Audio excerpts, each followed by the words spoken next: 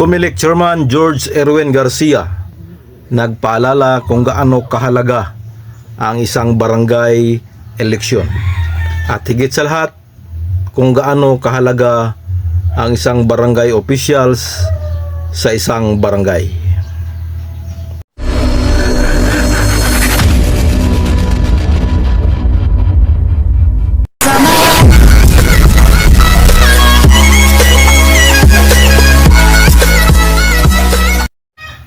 Hello, isang mapagpalang araw po sa ating lahat mga kapobre.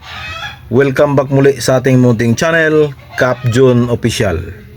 Panibagong araw, panibagong biyaya, panibagong pag-asa, panibagong lakas, and of course, panibagong vlog, araw ng linggo.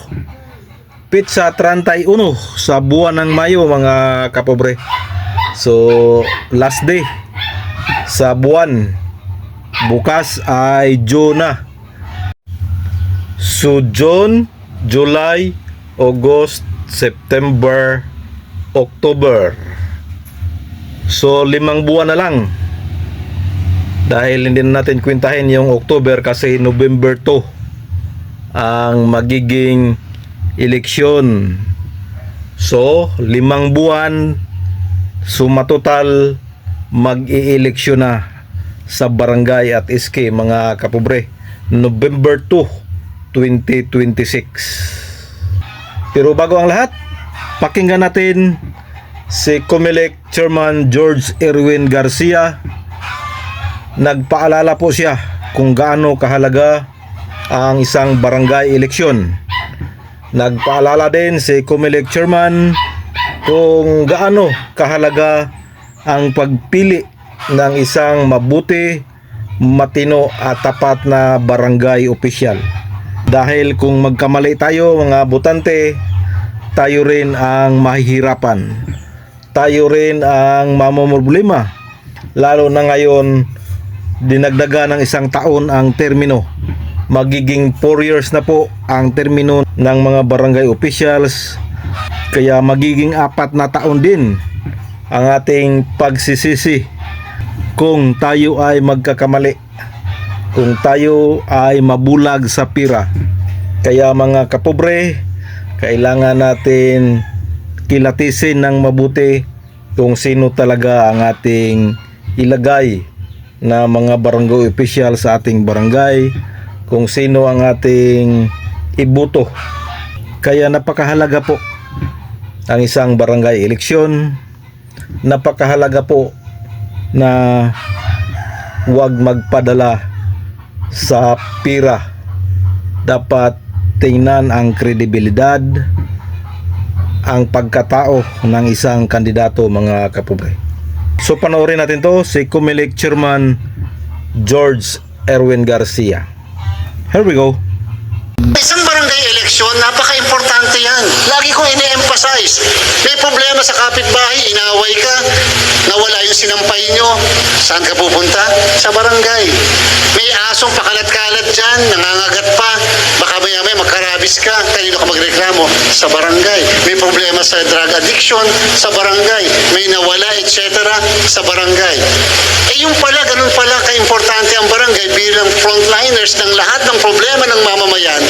Tapos magkakamali ka ng boto dahil binulong lang ni tatay o binulong lang ni nanay na sila iboto.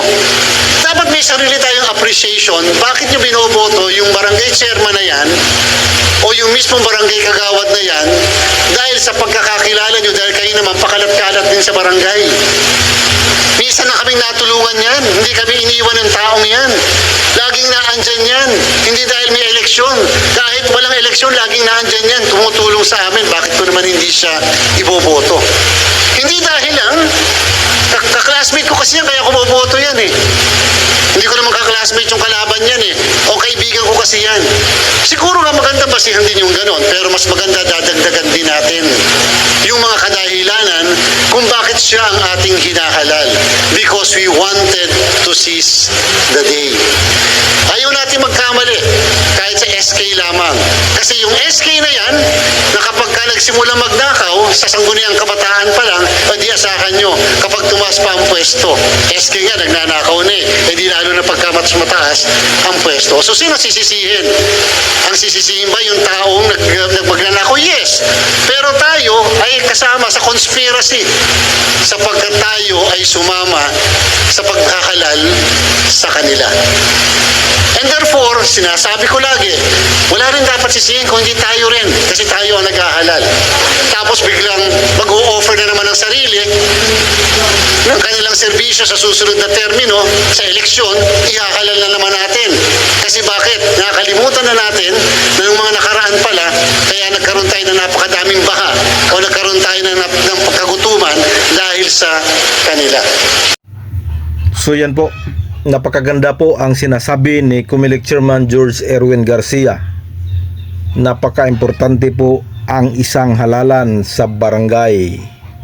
Higit sa lahat, napaka-importante po ang isang barangay opisyal dahil sila po ang namumuno sa barangay at doon lalapit ang isang constituent sa isang barangay kung may mga problema, kung may mga kailangan sa isang barangay. Kaya napakagandang punto po ang sinabi ni Comelec Chairman George Erwin Garcia. So yan po ang ating quick update sa barangay at SK election. Doble kayod, aspirant at incumbent. Good luck and may the best candidate win. Bye-bye and God bless us all. Please support, subscribe, Cap June Official.